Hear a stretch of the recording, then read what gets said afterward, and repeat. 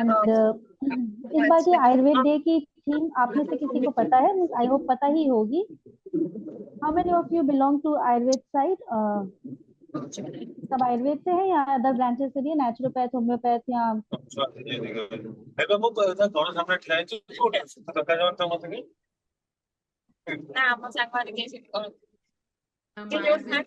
Yuji, please mute yourself.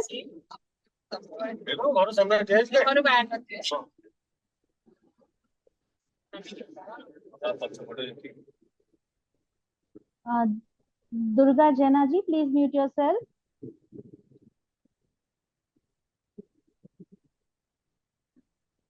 So, theme for this time is, am I audible to you all? Yes, ma'am. Jaina ji, please अपना mic off कर लीजिए. Host, please mute Durga Jaina.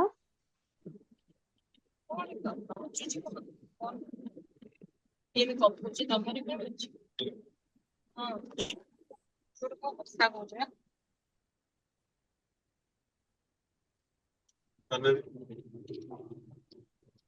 Just a minute. नहीं. नहीं कौन है कि उन्हें copy लाने से मिला अभी कान वगैरह.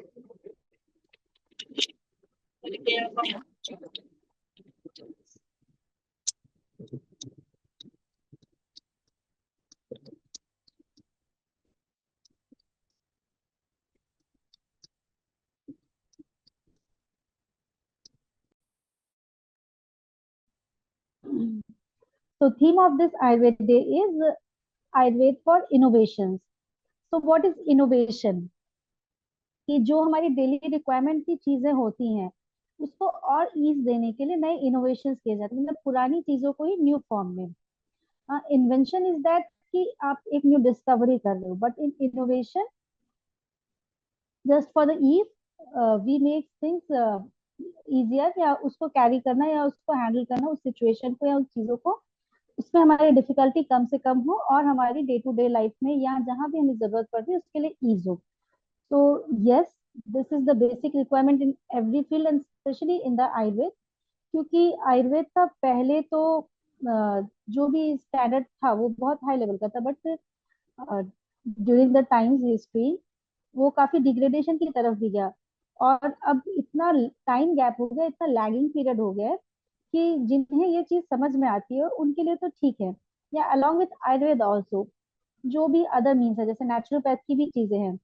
तो आज के एविडेंस बेस्ड मेडिसिन के टाइम पे या रिस्पॉन्स बेस्ड मेडिसिन के टाइम पे हर जो मॉडर्न मॉडर्न साइंस की एक क्वालिटी यही है कि एज पर डिमांड उसको वो अपग्रेड करते जाते हैं और वो इजीली एक्सेप्टेबल है पब्लिक को, उनकी लाइफ कंफर्टेबली, उसके साथ ही ट्रीटमेंट कंफर्टेबल वे में चल रहा है, या अगर आपको और भी चीजें हैं तो वो इजी वे में हो रही है.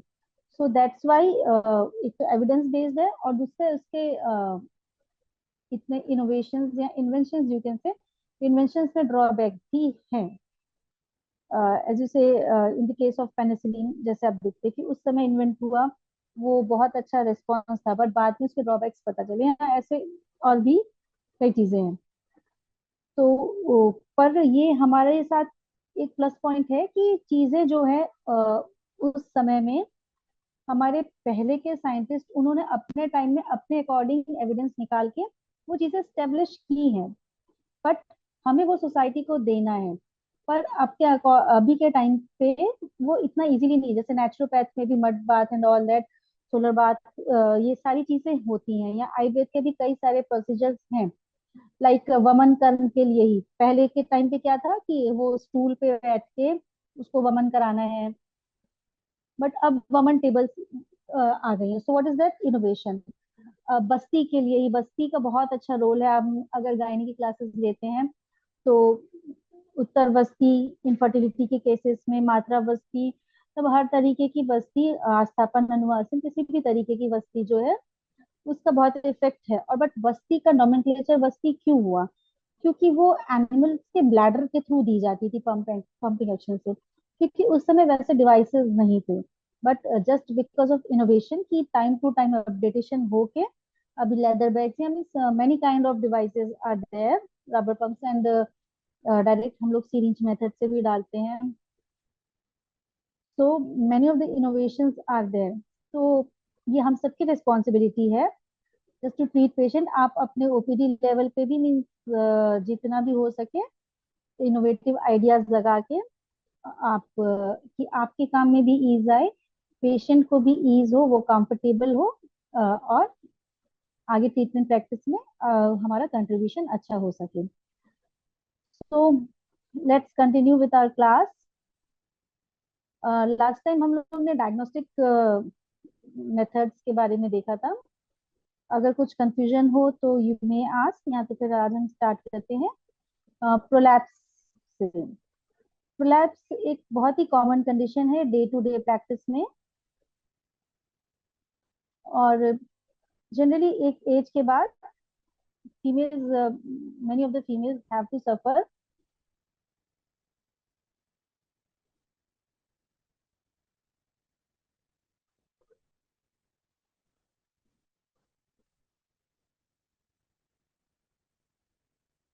So in this slide, we'll go with these topics: introduction, definition, causes, types and degree of prolapse, and how to do diagnosis and investigation, science and with management. So it is one of the common clinical condition met in day-to-day gynecological practice. It is most often seen in multiparous women. It is form of herniation. What is herniation? Herniation में क्या होता है कि एक organ अपने place से दूसरे place पे डिस्प्लेस हो जाता है, that is the displace organ. तो प्रोलैप्स में भी यूट्रस को, या आप अगर सिस्टोसील रेक्टोसील जिसकी भी बात कर रहे हैं, तो उस ऑर्गन को जहाँ होना चाहिए वहां ना होके वो प्रोलैप्स हो बाहर. और इसमें ये क्या है कि दूसरे ऑर्गन की जगह पे नहीं जाता है, ये ओपनिंग इसको बाहर की ओर मिलती है, तो ये बाहर की तरफ दिख जाता है. So it is a kind of herniation only. And internal parts में अगर कहीं हर्निएशन होता है तो इंटरनली एक दूसरे ऑर्गन्स को डिस्प्लेस करने लगते हैं, तो वो टिपिकल हर्निएशन है. And here it is visible from outside, so it is a nomenclature as prolapse.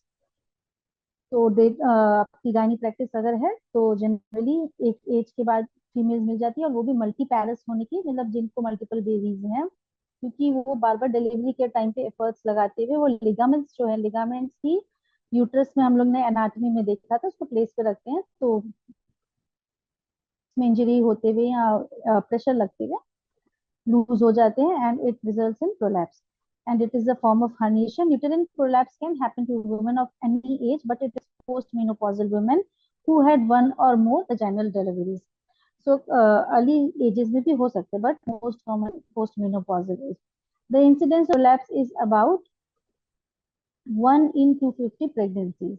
अगर जहाँ पे भी 200 प्रेगनेंसी होती है तो उनमें एक प्रोलैप्स लेके डेवलप हो ही जाते हैं. So uterine prolapse occurs when pelvic floor muscles and ligaments stretches and weaken, providing inadequate support for the uterus. The uterus then slips down into the or protrudes out of vagina. Weakening of the pelvic muscles that leads to uterine prolapse can caused by damage to supportive tissue during pregnancy and childbirth and effects of gravity. तो जो भी support system है, position अपने position पे uterus को hang किए हुए, that is stretched and weakened, especially during pregnancy. And what is the reason? That supportive tissue is damaged, and the effect of gravity also, and less estrogen also. So this results in prolapse. And what are the supports of uterus? Round ligaments, broad ligaments, pubocervical ligaments, pelvic floor muscles, and uterosacral ligaments. Just give a quick review of that anatomy slide. Yes, it is a festive season, and social family responsibilities along with your clinical responsibilities. But if you are doing this course or doing this class, just take out 5 minutes किसी भी time पे आप किसी तरह से भी निकालिए, और ये लिगामेंट्स को आप देख लीजिए, तो ये प्रोलैप्स टॉपिक आपको और क्लियर हो जाएगा for the long term. So these are the ligaments that provide support to the uterus. आप पिक्चर ही इमेज देख लेंगे जहाँ पे हम लोगों ने डिस्कस किया था लिगामेंट्स के, तो चीजें अपने आप ही क्लियर हो जाएंगी. So uterine prolapse means the uterus has descended from its normal position in the pelvis further down into the vagina. तो जैसा हमने इमेज देखी थी कि यूट्रस जो है वो वजाइना के ऊपर थ्रू लिगामेंट्स अपनी पोजीशन पे रहता है. And in prolapse, it descends down from the normal position in the pelvis further down into the vagina. And uterine prolapse is a form of female genitalia prolapse. It is also called pelvic organ prolapse or prolapse of uterus. So here we see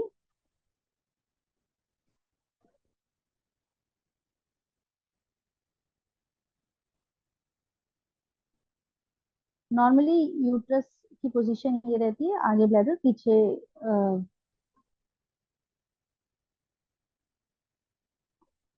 rectum करती है. But in here in prolapse ये जो ligaments यहाँ ligaments रहते हैं, इसको uterosacral ligaments and round ligaments सब इसके थ्रू ये होल्ड बना रहता है. और प्रोलैप्स में ये पोजीशन नीचे आ जाती है. इसके भी ग्रेडिंग रहती है, वो जितना लूज रहते हैं उतना नीचे, और इसके अकॉर्डिंग ग्रेडिंग्स होती है प्रोलैप्स की भी, ये हम आगे डिस्कस करेंगे. तो here is uterus and prolapsed uterus. So what are the causes? Birth injury जैसा हमने अभी डिस्कस किया, but it is not the only cause. Yes, very much common cause. It is an important cause. A perineal tear is less harmful than the excessive stretching of the pelvic floor muscle and ligaments. Perineal tear अगर होता है तो वो externally visible होता है, उसको हम treat कर सकते हैं. बट इन प्रोलैप्स वो उस समय पे विजिबल नहीं होता है, बट मल्टीपल प्रेगनेंसी के बाद या उसके बाद आप कुछ स्ट्रेनस एक्टिविटीज करते हैं तो फिर वो और हार्मफुल हो जाता है. So it is much harmful then perineal tear during childbirth because overstretching causes atonicity, whereas torn muscles could be stitched or toned up. Over stretching नहीं करनी, वो बार बार मेडिकेशंस भी देने होते हैं at the second stage of labour, कि जब pen contractions एकदम प्रॉपर कॉन्ट्रैक्शंस आए और हेड एकदम डाउन हो, सर्विक्स का फुल डायलिटेशन हो, तभी फीमेल को एफर्ट्स लगाने हैं. क्योंकि पेनफुल कंडीशन रहती है तो उसको लगेगा जल्दी रिलीफ हो जाए. So it's responsibility of attending doctor कि उसकी काउंसलिंग प्रॉपर करनी है. एंड पेरिफेरल नर्व इंजरी के कारण भी हो जाता है, such as pudendal nerve injury during childbirth causes prolapse which is reversible in 60% and it may be responsible for stress incontinence also. तो इस pudendal nerve injury के कारण कई बार रिवर्सिबल होता है और कई बार स्ट्रेस इनकॉन्टिनेंस में भी वो डेवलप हो जाता है. बियर डाउन इफेक्ट जो हमने अभी बात की कि before full dilatation of cervix when the bladder is not empty, beard and efforts नहीं लगाना है. heavy work just after the delivery without any rest or pelvic floor exercises. तो ये जो प्रसूतावस्था बताई गई है उसमें जो डूज एंड डोंट्स बताए गए हैं वो नहीं करने हैं, कि प्रसूता का प्रॉपर ध्यान देना है. या गर्भिणी परिचर्या में भी जो चीजें बोली गई हैं तो उसको प्रॉपर फॉलो करते हुए, और प्रसूतावस्था में भी प्रॉपर रेस्ट लेना है. नहीं तो उस समय क्योंकि बियर डाउन एफर्ट्स जो भी रहते हैं वो बहुत अच्छी कंडीशन में लिगामेंट्स नहीं रहते, तो उसको सेल्फ हीलिंग, जैसे अगर सपोज कुछ फ्रैक्चर होता है तो उसमें या रोल कैसे होता है फ्रैक्चर ठीक होने का, कि वो सेल्फ हीलिंग होती है. बस उसको आपको मोशन नहीं देना है उस पार्ट को जहाँ का भी फ्रैक्चर है. जो प्लास्टर ऑफ पेरिस अप्लाई करते हैं तो उसका रीजन यही रहता है कि वहां पे मूवमेंट ना हो उस एरिया में. तो प्रसूता अवस्था में सो कॉल्ड की पोस्ट पार्टम पीरियड या फिर पीरियल पीरियड, तो उसमें भी फीमेल को रेस्ट एडवाइस इसीलिए किया जाता है कि वो बॉडी जो है अपने को रिकवर कर सके. And delivery of a big baby that also stretches the perineal muscles and lead to the patulous introitus and prolapse. And precipitate labor and fundal pressure may be responsible for the prolapse. Rapid succession of pregnancies, मतलब multiple pregnancies frequently हो रही हैं, and lack of pelvic support which results in uterine prolapse. So these are the common causes and other than that, some other causes are also there, like weakness. Congenital weakness of the uterus and vagina is the most important positive factors of uterovaginal prolapse in nulliparous women. तो अगर nulliparous women में prolapse दिख रहा है, then just go for the congenital weakness, कि उसकी आप family history लेंगे तो उससे आपको आ सकता है. And acquired defects in multiparous women, over stretching of the ligaments, ये कुछ जैसा हमने डिस्कस किया वैसा ही है. एंड मेनोपॉजल एट्रोफी, मेनोपॉज के बाद भी hormonal deficiency specially of the estrogen, उसके कारण एट्रोफी हो जाती है जनरल ट्रैक्ट की, और उसके सपोर्ट सिस्टम भी वीक होने लगता है in women due to atrophy of the ligamental support of uterus and vaginal prolapse develop. And the uterovaginal prolapse is aggravated by small fibroids or traction of the uterus. कुछ activating factors रहते हैं like fibroids या traction of uterus, उसमें भी हो जाता है, pelvic tumours में भी. And in some women have softer connective tissue than others, which means the ligaments that support the pelvic organs loosen more easily. They are more prone to stretching during pregnancy and childbirth, so there may be the higher risk of developing a prolapse. So these are the conditions कि soft connective tissues हैं उनकी by nature ही वो soft है relatively, so it results in prolapse. Now normal position of the uterus we can see in the first figure,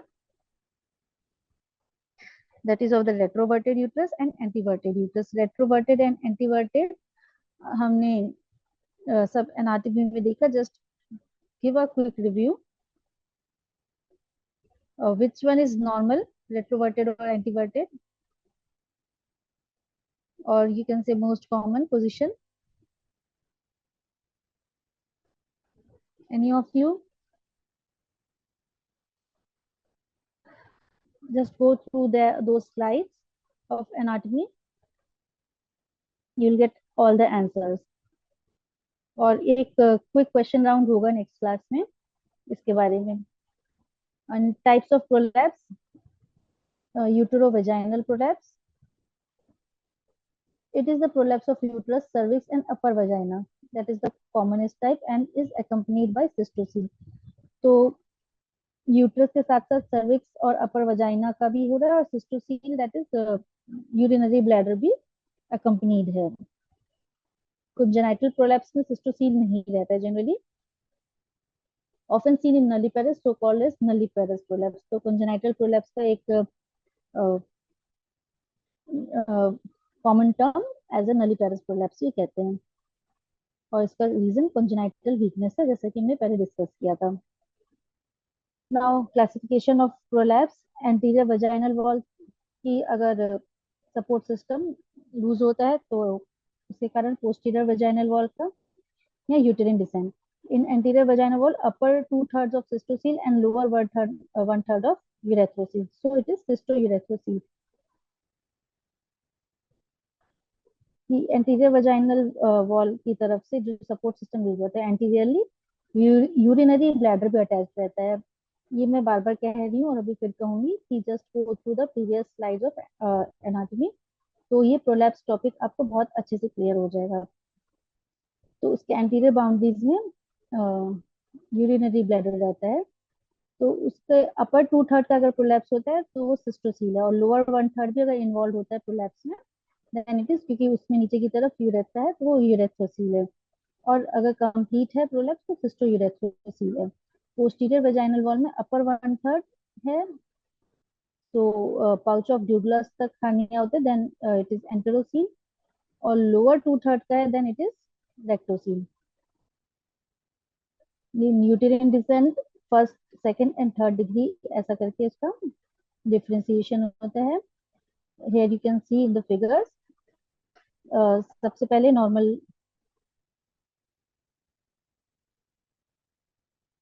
ये normal position इसमें show कर रहे हैं, इसमें फर्स्ट डिग्री की, इसमें सेकंड डिग्री की, इसमें थर्ड डिग्री की, और यहाँ पे है प्रोसिडेंशिया.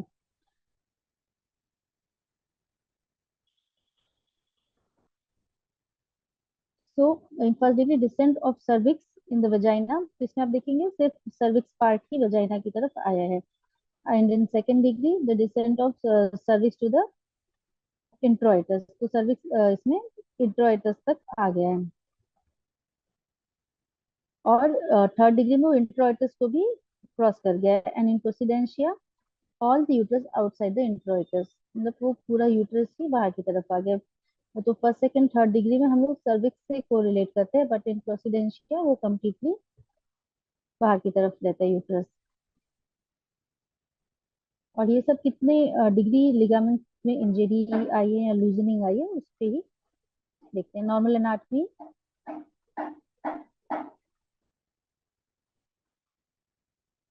here we can see uterus, cervix. तो फर्स्ट सेकंड थर्ड डिग्री में ये सर्विक्स जितना क्रॉस करता है उसके अकॉर्डिंग होता है, और पूरा यूट्रस जब आ जाता है बाहर की साइड देन इट इज प्रोसीडेंशिया, ये ब्लैडर पोजीशन है। और सिस्टोसील एंड यूरेथ्रोसील में वो ब्लैडर कितना डिसेंड किया है, अपर टू थर्ड और लोअर वन थर्ड, उस पर डिपेंड करता है। And behind that rectum. और इस फिगर में ये ब्लैडर आप देखिए, नॉर्मली ब्लैडर की पोजीशन यहाँ है, but here it is descended, so it is bladder prolapse or cystocele। And here in this figure ये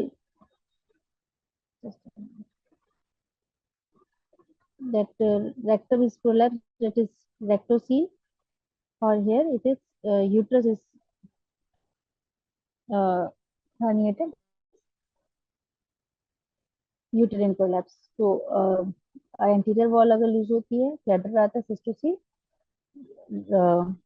uterine prolapse and rectocele from posterior side, weakening of muscles, oh sorry, ligaments।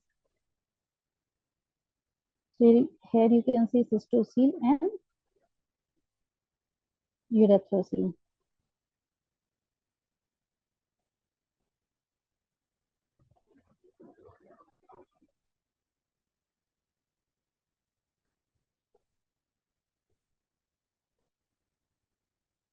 यहाँ पे urinary bladder, ये normally इसको यहाँ पे locate होना चाहिए था यूट्रस के साथ, बट ये डिसेंट हो चुका है। और यहाँ पे यूरेथ्रा जो है नॉर्मली इस तरफ इसको होना चाहिए, यूरेथ्रा डिसेंट हो चुका है, so it is यूरेथ्रोसील।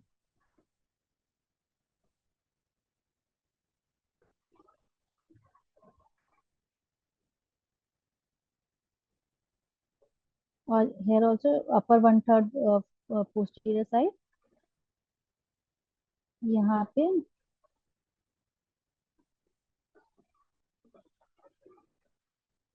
Upper one third decent हुआ है,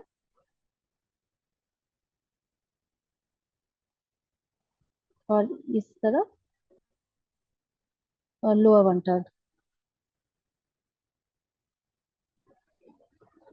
so it is enterocele and rectocele. So normal female pelvic anatomy, uterus in between, anteriorly by bladder and urethra, and posteriorly by rectum। और इन तीनों में से किसी का भी प्रोलैप्स हो सकता है। If it is prolapse of bladder or urethra, then it comes under the cystocele or urethrocoele, और cystourethrocoele अगर दोनों को होता है। यूटेरिन प्रोलैप्स अगर यूटेरस प्रोलैप्स होता है, उसके लिगामेंट्स लूज होते हैं। रेक्टोसील या एंटेरोसील अगर पोस्टीरियर साइड के लिगामेंट्स लूज होते हैं, वहां का प्रोलैप्स होता है। So in third degree, the uterine cervix and body descends to lie outside the introitus. It is also known as प्रोसीडेंशिया और कंप्लीट प्रोलैप्स। उसके बाद अगर पूरा यूट्रस बाहर की साइड आता है, procidentia prolapse of uterus with eversion of entire vagina, it is inevitably associated with cystocele and enterocele. तो जनरली प्रोसीडेंशिया की कंडीशन में सिर्फ यूट्रस नहीं रहता, क्योंकि वो इतना ज्यादा वीकनिंग हो चुकी है, तो मोस्ट ऑफ द टाइम वो it is along with cystocele और enterocele even, and cystocele is more common in association with uterine prolapse in procidentia, और रेक्टोसील भी इन्वॉल्व रहता ही है। सो क्लासिफिकेशन, मतलब यूट्रस डायरेक्टली सीधे सीधे नहीं आता, वो इन्वर्टेड होते रहता है। तो फर्स्ट डिग्री में inverted fundus up to the cervix. Second degree में body of uterus protrudes to cervix into vagina, and in third degree prolapse, inverted uterus outside the vagina.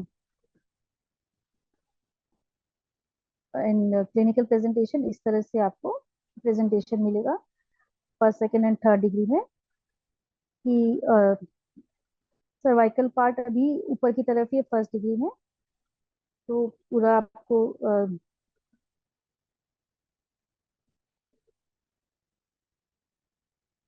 तो, जैसा आपको क्लिनिकल प्रेजेंटेशन में जैसा इमेजेस हम लोग discuss कर रहे थे, जितना प्रोलैप्स होगा उतना ही पार्ट एक्सटर्नली विजिबल होगा। और इसके लिए आपको पेशेंट को पहले तो ऑन टेबल बोलना है कि वो कपिंग करे, एंड आफ्टर कफिंग और सम प्रेशर देने पे, लाइक इजेशन में जैसा प्रेशर देते हैं तो आप पेशेंट को वैसा कहोगे, और फिर उसके बाद वो धीरे धीरे protrude outside, it will protrude outside, so it will be easy for you to identify.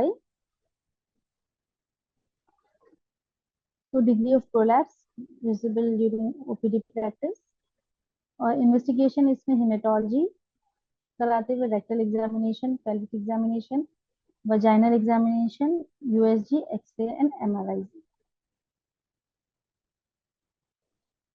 कई बार इन्फेक्शन या और भी कॉजेज रहते हैं, तो एक बेसिक एग्जामिनेशन हमें देखना चाहिए। And differential cystic swelling in the vagina वैसा तो नहीं है, या क्रोनिक इन्वर्जन ऑफ यूट्रस हो गया है, या हाइपरट्रॉफी हो गई है सर्विक्स की, एक मास्क लाइक स्ट्रक्चर दिख रहा है, तो ये कॉजेज भी हो सकते हैं। तो ये जो हम लोगों ने मेथड यूज किया था कि अगर टिपिकल प्रोलैप्स होगा तो वो कफिंग प्रोसेस या बियर डाउन एफर्ट्स के साथ वो और विजिबल प्रॉपर फॉर्म में होगा, तो फिर आपको ये क्लियर हो जाएगा कि ये कंडीशंस नहीं है।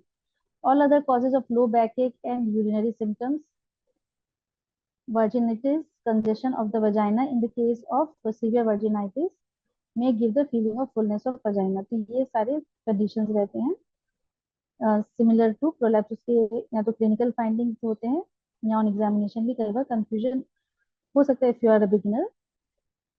And the science, uterovaginal prolapse may be visible during inspection of vulva. In case of minor prolapse, it may become visible on staining. Rectal examination also differentiate between rectocele and enterocele। तो ये examination करेंगे तो diagnosis हमारी और clear होगी कि किस degree का प्रोलैप्स है, किस तरह का प्रोलैप्स है। पेशेंट कंप्लेंट क्या लेते हैं, what are the symptoms, feeling of something coming down for vagina और डिस्कम्फर्ट ऑन वॉकिंग, बैकएक और dragging pain in the pelvis, dyspareunia, urinary symptoms especially in the cystocele, difficulty in passing urine that elevate anterior vaginal wall for bladder evacuation। कि वो prolapse के कारण cover हो जा रहा है, इसलिए यूरिनेशन मैच्योरेशन के टाइम उसको डिस्कम्फर्ट हो रहा है, तो उसको एंटीरियर वजाइनल वॉल को एलिवेट करना पड़ता है। Incomplete evacuation lead to frequent desire to pass urine. Urgency and frequency of maturation may also be due to cystitis. Painful maturation is due to infection, and stress incontinence is usually associated due to erythrocele and retention of urine. These are the symptoms that is presented by that female of prolapse। और management कैसे करना है, the management of uterine prolapse is described under the following headings। कि पहले तो prevention, जो हमने जो रीजंस दिखे थे उसको ही प्रिवेंट करना है, कि बियर डाउन अननेसेसरी नहीं लगाना है, proper during pregnancy and post pregnancy जो रिजीम्स इनको फॉलो करने हैं, फिजियोथेरेपी उसको लेना है, पेसिरीज अगर अर्ली डिग्री का है तो पेसिरीज आती हैं, या एकदम ही नहीं हो सकता तो फिर सर्जिकल ट्रीटमेंट के थ्रू उसको क्योर करते हैं। So what are the methods in prevention? Repeated childbirth with short intervals causes uterovaginal prolapse, and women should be advised to avoid pregnancies in quick succession labor or first stage में avoid bearing down। Breach of forceps delivery before full dilatation of cervix shouldn't be attempted। In second stage, avoid prolongation of this stage। ये proper midwifery या जो भी doctors हैं वो इसको किस तरह से हैंडल करती हैं। and perform episiotomy if tear or overstretching of perineum is feared. क्योंकि वो अगर एपिजियोटमी नहीं देने के कारण वहां से कंप्लीट वो बियर डाउन एफर्ट्स लगाए जा रहे हैं केवल, तो इसके कारण भी वहां पेरिनियल टीयर तो हो गई और इंटरनली भी ये प्रोलैप्स को ट्रिगर करेगा. And in third stage, avoid Craig's method. Episiotomy or tears should be carefully sutured. And puerperia में treat chronic cough and constipation. Cough and constipation से एकदम ही बचना चाहिए फीमेल को. And avoid strenuous and exercises and standing all for prolonged time. ये नहीं कि delivery के बाद ही वेट लॉस प्रोग्राम उनका शुरू होना. हाँ, एक जेंटल वार्म अप और pranayama and all these things are definitely good, या कुछ योगासन भी आप देख सकते हैं, बट ऑन एडवाइस कि ऐसा नहीं कि हैवी एक्सरसाइजेस करनी. Strenuous exercise and standing for prolong time should be avoided. Physiotherapy में early cases of prolapse uterovaginal prolapse are help by pelvic floor exercises. Kegel exercise रहती है जैसे to contract the muscles of that side, particularly during puerperium and while waiting to undergo surgical treatment. Kegel exercises are used to tone up pelvic musculature. These exercises are done thrice a day for 20 minutes each. तो इसमें आपको patient को advice करना है Kegels में कि वो muscles को किस तरह से कॉन्ट्रैक्ट करना है. और अगर इस पोजीशन पे नहीं कर पा रही है patient, then in general sitting position you may advise. It is commonly prescribed to improve many conditions. How to lift pelvic floor and contract muscles? They can be done at any location, at home, office or in car. They have been proven effective in reducing urinary continence. तो इसका purpose क्या होता है? जैसे suppose सबसे easy way समझाने का Kegels ये है कि पेशेंट को बोलना है कि कैसे आप द अर्ज टू मिक्चुरेट कंट्रोल करते हैं. When bladder is full, so how you control, मतलब उस तरह से मसल्स को वो कॉन्ट्रैक्ट और रिलैक्स करके देखिए. अब इसके बाद आफ्टर एम्प्टीइंग द ब्लैडर, इसकी ये इंडिकेशंस भी कि फुल ब्लैडर में नहीं करना है. आफ्टर एम्प्टीइंग द ब्लैडर फिर उसको आप बोलिए कि वो उसी तरह से कॉन्ट्रैक्ट रिलैक्स इस तरह से उस एरिया को करे. एंड द 20 मिनट्स की 3 साइकिल्स. और इस तरह से अगर एब्डोमिनल सपोर्ट देते हुए बाय हैंड्स या विद द पिलो करती है, तो फिर एक राउंड में pressure towards upwards and second round